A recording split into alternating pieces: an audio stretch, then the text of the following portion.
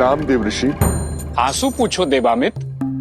अश्रु भविष्य और लक्ष्य दोनों को धूमिल कर देता है। रोते ही रहोगे तो आगे कैसे बढ़ोगे? तो वो क्या है, कभी कभी सत्य समक्ष होता है, किंतु हम अपने भावों के भंवर में, दुख और कष्ट में उसे देख ही नहीं पाते। अपनी दृष्टि स्पष्ट करो और देखो, अवसर समक्ष है। बढ़ जाओ प्रतिशोध के मार्ग पर आगे। सहायता की मनसा से आए हो तो पहेलियां मत बुझाओ। यदि मुझ में आपकी बात का सार समझने जितनी बुद्धि होती तो मैं इस क्षेत्र नहीं, संपूर्ण संसार का महाराज होता। इसलिए राजनीति छोड़िए, जो कहना है स्पष्ट कहिए। मेरी बात और उसका सार केवल इतना सा है कि पिता ने पिता का अंत किया, तो क्यों ना इस बार प्रतिशोध पूर्ति के लिए पुत्र पुत्रों का संहार करते। नियति ने अवसर दिया है, चूको मत। तुम्हें ज्ञात नहीं होगा, किंतु मुझे है। जब तुम एक बालक थे तो तुमने एक पक्षी की रक्षा की थी, उसके प्राण बचाए थे, और उसी कर्म का फल देने आज मैं ब्रह्मदेव के आदेश से यहां आया हूं। फिर भी यदि तुम्हें नारद राजनेता लगता है तो जाने दो। नारायण नारायण। अरे रुकिए नारद मुनि, आप तो बुरा मान गए। आप अपने पधारने का प्रयोजन बताइए। तो सुनो, अयोध्यापति श्री राम के पुत्र लव और कुश अगस्त्य ऋषि के साथ इसी ओर आ रहे हैं।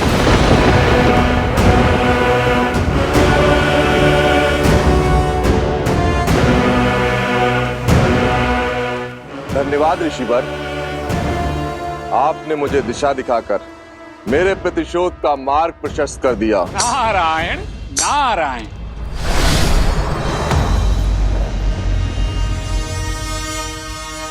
दीर्घबाहु, दुर्पाक्ष, कायासुर, भर्मासुर, तुम सब ने अपने तप से देवताओं से असंभव वरदान प्राप्त किए हैं। अब उनके उपयोग का समय आ गया है। जाओ, लवकुश और अगस्त ऋषि जैसे ही वो मिले उन्हें बंदी बनाकर मेरे समक्ष लाओ। फिर ये कुंभकर्ण का पुत्र राम के पुत्रों को ऐसी मृत्यु देगा जिसे देखकर संपूर्ण संसार कांप उठेगा। रघुवंश के नाश का शंखनाद होने को है। लवकुश की मृतदेह के साथ राम को संदेश भेजूंगा, उसे उनके कुल के अंत की सूचना दूंगा।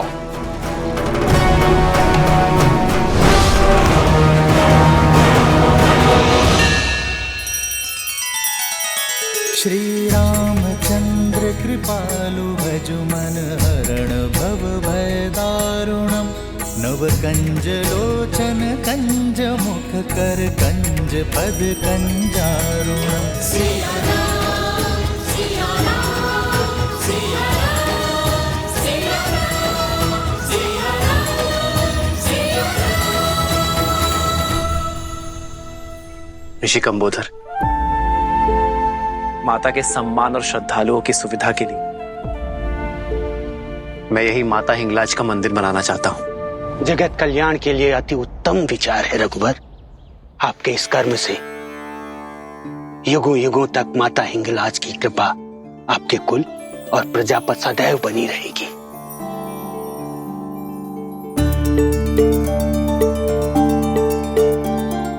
हे माता, मेरे भरत को शक्ति और संबल देना।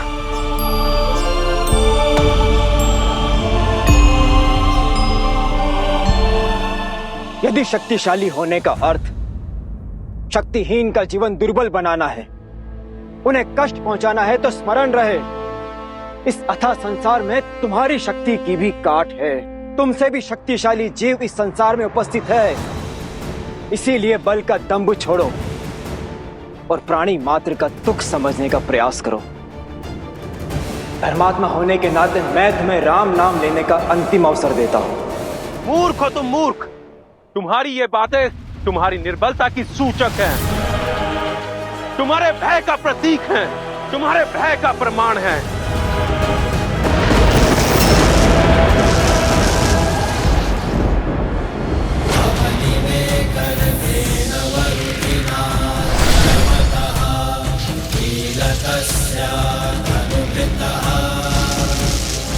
भय का नहीं, सत्य का प्रमाण है।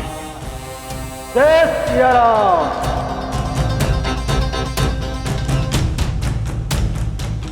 बोलो हिंगलाज देवी की, बोलो हिंगलाज देवी की।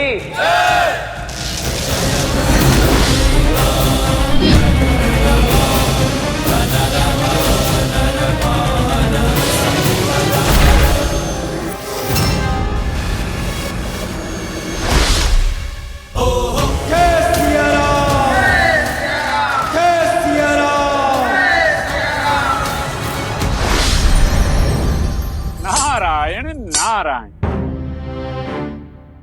नारद जी आप यहाँ? आप इतने अचंभित क्यों हो गए हनुमान? एक भक्त दूसरे भक्त से मिलने नहीं आ सकता? अवश्य अवश्य। ये तो मेरा सौभाग्य है कि आप मुझसे मिलने पधारे। परंतु नारद जी, आप बिना उद्देश्य के कहाँ किसी से मिलने आते हैं? आज आपका कैसे आना हुआ, ये सोचकर थोड़ा सा चिंतित हूँ मैं। हाँ, बात तो अब चिंता की ही है। सोचा श्री राम से भेंट करने से पूर्व आपसे मिल लेता हूँ, किंतु चलिए अब सारी बातें उन्हें ही बता देता हूँ। चिंता केवल इतनी ही है कि कहीं प्रभु श्री राम अधिक व्यथित ना हो जाएं। नारायण नारायण। देवर्षि, भक्त के होते हुए आप भगवान को क्यों चिंतित करते हैं? प्रभु हिंगलाज माता के मंदिर का पुनर्निर्माण करवाने में व्यस्त हैं। आप कृपा करके मुझसे कहिए ना। नहीं, मैं राजकुमार भरत के पास जाता हूँ। नारायण नारायण। रुकिए, भरत भैया तो गंधर्वों के साथ युद्ध में लगे हैं। आप मुझे बताइए ना, बात क्या है? बता तो दूं, किंतु आप मेरी सहायता कैसे करेंगे हनुमान? आप तो प्रभु श्री राम की रक्षा में लीन हैं। मुनिवर, आप मुझे समस्या तो बताइए, समाधान मैं खोज लूंगा। लव कुश अगस्त्य ऋषि के साथ कहीं गए हैं, और वो जिस दिशा में गए हैं वहां कुंभकर्ण का पुत्र देवामित उनकी प्रतीक्षा कर रहा है, और उसे ज्ञात हो चुका है कि लव कुश श्री राम के पुत्र हैं। उसकी मंशा शुभ नहीं है हनुमान जी। आप निश्चिंत रहिए देवऋषि। मेरे होते मेरे अनुज लव कुश पर कोई भी कुदृष्टि नहीं डाल सकता। बस ये संदेश देने और आश्वासन के यही तो बोल सुनने आया था मैं। देवऋषि, बहुत बहुत धन्यवाद आपका। ये केवल राम काज ही नहीं, ये तो मेरे प्रभु श्री राम पर होने वाला प्रहार है, क्योंकि लव कुश की हानि प्रभु की हानि है, रघुकुल की हानि है। देवऋषि, अब ये समस्या मेरी है। नारायण नारायण।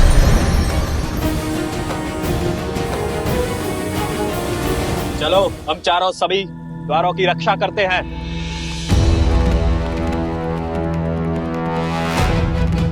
द्वार खोलो बंधु। हम ऋषि यहाँ पर पूजा के लिए आए हैं। हमें यहीं से हर ओर दृष्टि रखनी चाहिए। आसमान से सब स्पष्ट दिखाई देगा। राम के पुत्र हैं, इतने मूर्ख नहीं हैं जो सीधा द्वार से आएंगे।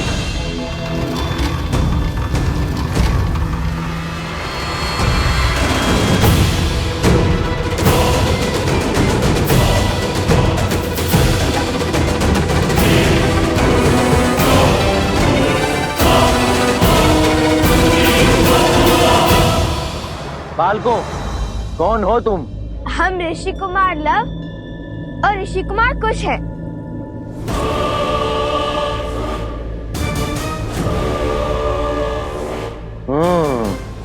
लव, कुश, यही तो है वो दोनों।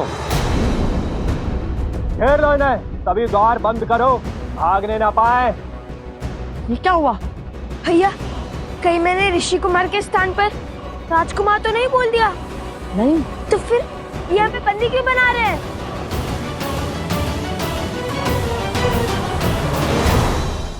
परमपिता, आपका कहा कार्य संपूर्ण हुआ।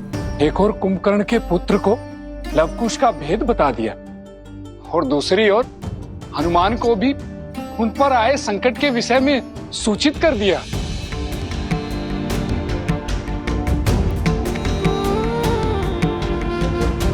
पुत्र, हरि का कार्य कर। तुम्हारी आंखों में अश्रु क्यों? मुख पर पश्चाताप की पीड़ा क्यों? तुमने जो किया है वह अति आवश्यक था। हनुमान को श्री राम से पृथक करने का केवल एक यही मार्ग था।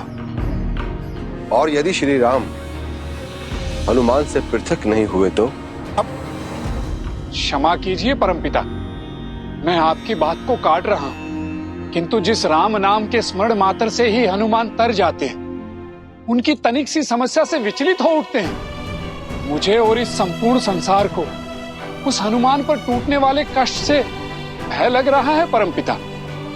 जब श्री राम अपनी देह त्यागेंगे तब न जाने हनुमान अपना दुख कैसे प्रकट करेंगे। नारायण नारायण। परमपिता, सत्य कहूं तो मैं आज उनकी आंखों में उस दुख के भाव को देखकर आया हूं। आप सबको इस संसार की चिंता है, किंतु इस भक्त को तो उस भक्त की चिंता है। ये कष्ट कैसे सहेंगे हनुमान? परमपिता, जिनका संपूर्ण जीवन राम है और जो राम उनमें बसते हैं वही नहीं रहेंगे तो हनुमान कैसे जी पाएंगे? कैसे अपना जीवन चक्र संपूर्ण कर पाएंगे? नारायण नारायण।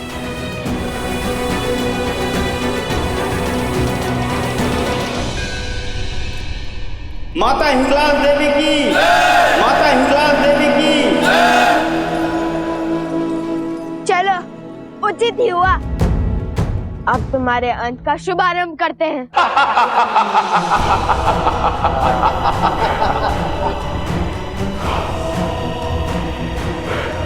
भूल कर दी बालको, जो स्वयं ही मृत्यु के मुख में चले आए। हमारे महाराज देवामित कुंभकर्ण के पुत्र वर्षों से प्रतिशोध की अग्नि में जल रहे हैं। इतने छोटे से कार्य के लिए महाराज को क्यों कष्ट देना? इनका अंत यहीं कर देते हैं और इनके शरीर को उपहार के रूप में महाराज को देते हैं।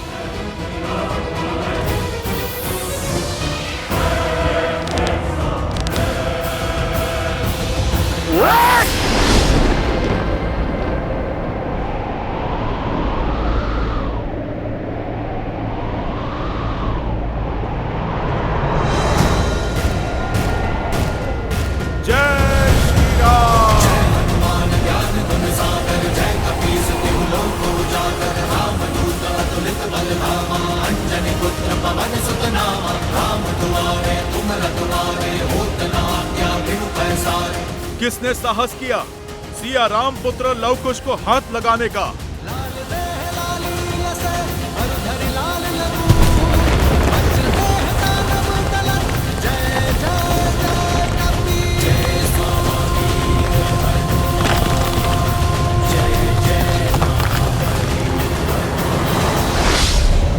प्रणाम ब्रह्मदेव।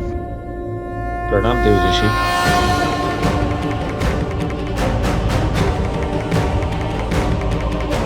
ब्रह्मदेव, हनुमान जी लवकुश की सहायता के लिए पहुंच गए हैं और एक एक कर सभी असुरों का अंत कर रहे हैं। नारायण नारायण। अर्थात अधर्म के विध्वंस का आरंभ हो भी चुका है। बस हनुमान जी के लौटने से पूर्व श्री राम अयोध्या पहुंच जाए, अन्यथा परमपिता की योजना और मेरा प्रयास दोनों ही विफल हो जाएंगे।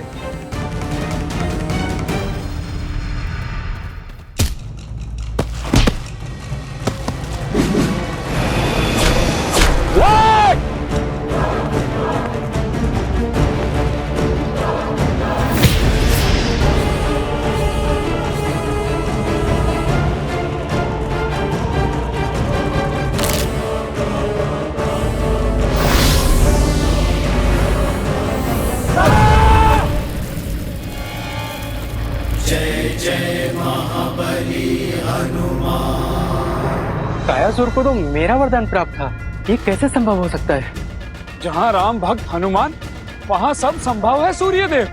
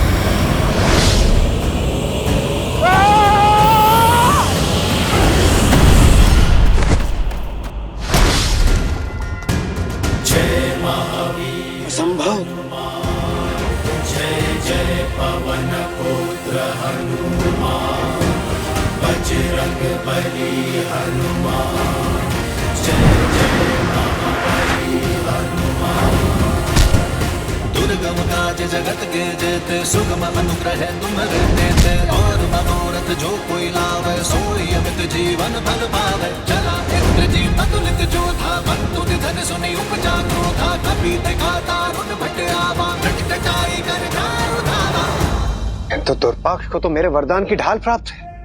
नारायण नारायण।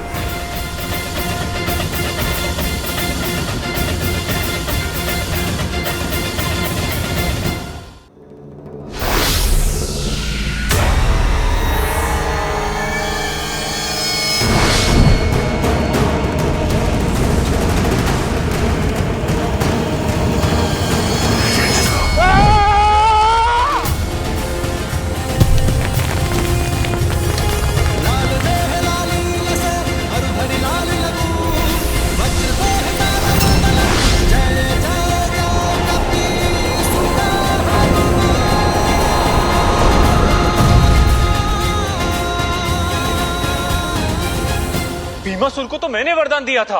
अर्थात सभी देवताओं के वरदान हनुमान जी के एक प्रहार के आगे परास्त हो गए। नारायण नारायण। जो असुर हम देवताओं द्वारा प्रदान किए कवच धारण कर युद्ध भूमि में उतरे थे, उन्हें एक एक कर हनुमान जी धूल में मिला रहे। मुझे तो भय है उन वरदानों का जो हनुमान जी को हमने बालपन में दिए थे। यह कहीं अधिकार देकर खुद हम पर भारी न पड़ जाए। जिन तीनों लोकों के संचालन का उत्तरदायित्व हम देवताओं पर है, आज वो तीनों लोक हनुमान जी की मुट्ठी में है। वो स्वयं रुद्र का स्वरूप है। हम चाहकर भी उनका कुछ नहीं बिगाड़ सकते। शांत हो जाइए आप सब, धैर्य रखिए और ये आस भी कि हनुमान अपने बल का प्रयोग करते रहें, बुद्धि का नहीं। क्योंकि यदि उनकी बुद्धि चली कि उन्हें हमारी छल का आभास हो जाएगा, अर्थात ज्ञात हो जाएगा कि हमने ही उन्हें श्री राम से पृथक करने का प्रयास किया है। यदि ऐसा हुआ तो नारायण नारायण।